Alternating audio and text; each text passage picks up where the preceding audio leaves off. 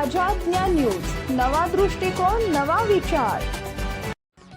नंदुरबार जिल्ह्यातील शहादा येथील तालुका कृषी अधिकारी कार्यालयाच्या अवघ्या 4,350 रुपयांचं वीज बिल थकीत राहिल्यानं दिनांक 24 फेब्रुवारी रोजी महावितरणकडून विद्युत पुरवठा खंडित करण्यात आला।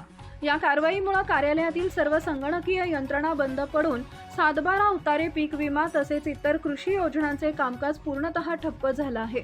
वीज पुरवठा नसल्यानं कार्यालयातील संगणक, प्रिंटर, स्कॅनर व इंटरनेट सेवा बंद असून शेतकऱ्यांना मोठ्या अडचणींचा सामना करावा लागतोय। विविध कामांसाठी आलेल्या शेतकऱ्यांना तासनतास ताटकळत बसावे लागत असल्याचं चित्र दिसून येतंय। वीज नसल्यामुळे संपूर्ण कार्यालयात अंधार पसरला असून कर्मचारी मोबाईल टॉर्चच्या प्रकाशात कागदपत्रांची प्राथमिक तपासणी करत असल्याचं चित्र पाहायला मिळतंय। मात्र इंटरनेट व संगणक सेवा बंद असल्यानं तांत्रिक स्वरूपाची कोणतीही कामं करणं शक्य होत नाहीये।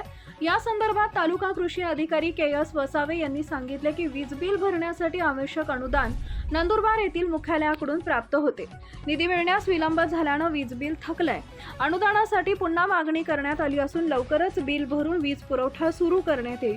दरम्यान अत्यल्प रकमेच्या थकबाकीमुळे शासकीय कार्यालयाचा वीज पुरवठा खंडित झाल्यानं प्रशासनाच्या नियोजनावर प्रश्नचिन्ह उपस्थित होत असून शेतकऱ्यांमध्ये तीव्र नाराजी व्यक्त होतीये।